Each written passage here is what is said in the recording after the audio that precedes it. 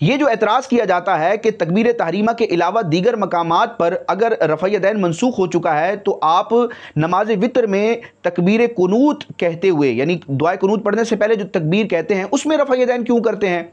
इसी तरह नमाज ईद में जो ज़ायद तकबीरें होती हैं उसमें रफ़ा यदैन क्यों करते हैं। तो ये एतराज़ या तो नादानी हो सकती है अगर किताबों का मुताला ना किया गया हो, और अगर किताबों का मुताला किया गया हो और हकीकत मालूम हो उसके बावजूद ये एतराज़ किया जाए तो ये सिर्फ धोखा हो सकता है, दजल हो सकता है।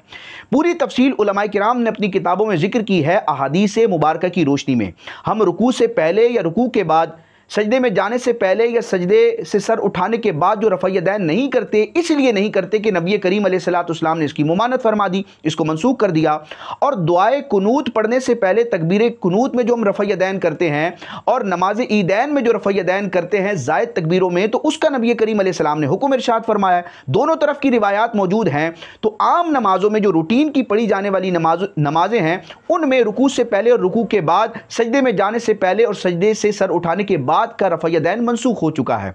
अब वो हदीस कौन सी है, तो फ़िक़्ह हनफी की जितनी भी किताबें लिखी गई नमाज के मसाइल पर उनमें वो अहादीस जिक्र है, और हदीस की किताबों में भी वो रिवायत वाज़े तौर पर मौजूद है कि नबी करीम अलैहिस्सलाम के इरशाद का खुलासा है कि रफ़ा यदैन न करो, यानी हाथ ना उठाओ मगर 7 जगहों पर, यानी 7 ऐसे मकामात हैं जिनमें नबी करीम अलैहिस्सलाम ने रफ़ा यदैन करने का हुक्म फरमाया। उन 7 मकामात में से पहले 3 मकामात वो हैं जिनका ताल्लुक नमाज से है। पहला मकाम कौन सा है जिसमें रफ़ा यदैन करने का नबी करीम अलैहिस्सलाम ने हुक्म फरमाया, तकबीर तहरीमा, यानी जो नमाज की इब्तिदा में तकबीर इफ्तिताह होती है, जो इब्तिदाअन तकबीर कही जाती है, उसमें रफ़ा यदैन करने का हुक्म फरमाया। दूसरे नंबर पर फरमाया कि जो तकबीर कुनूत है, यानी नमाज वितर में दुआए कुनूत पढ़ने से पहले जो तकबीर कही जाती है उसमें रफ़ा यदैन करने का नबी करीम अलैहिस्सलाम ने हुक्म फरमाया है। कौली हदीस है। और इसी तरह जो ईद की तकबीरात हैं, नमाज ईद की तकबीरात हैं, तो नबी करीम अलैहिस्सलाम ने नमाज ईद की तकबीरात में रफ़ा यदैन करने का हुक्म फरमाया। ये वाज़ेह हदीस मौजूद है, यानी 7 मकामात पर रफ़ा यदैन करना है। उन 7 में से तीनों मकामात ये हैं जिनके मुताबिक अहनाफ अमल करते हैं और मालिकिया अमल करते हैं कि तकबीर तहरीमा के वक्त तो रफ़ा यदैन करना है। इस पर सारी उम्मत का इत्तिफाक है। इमाम शाफी, इमाम अहमद बिन हम्बल का भी इस पर इत्तिफाक है।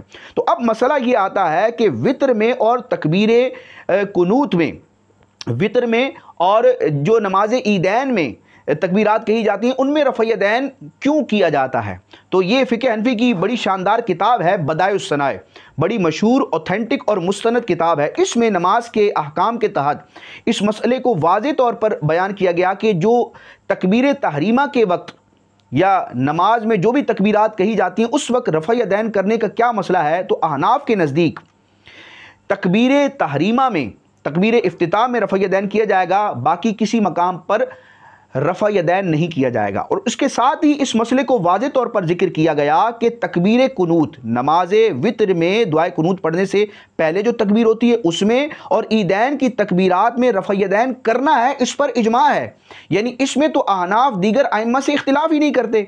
तो जो चीज़ हमारा मौक़िफ़ नहीं है, हमारा मज़हब नहीं है, उस पर एतराज़ करने की क्या वजह हो सकती है। ये सिर्फ नादानी हो सकती है, जहालत हो सकती है, या अगर इस मसले को देखा है, पढ़ा है और उसके बावजूद एतराज़ हो रहा है तो फिर ये सिर्फ धोखा है, दजल है और लोगों को मिसगाइड करना है, मिसलीड करना है, डी ट्रैक करना है। तो अल्लाह पाक हमें शरई अहकाम को तफसीलात के साथ समझने की तौफीक अता फरमाए।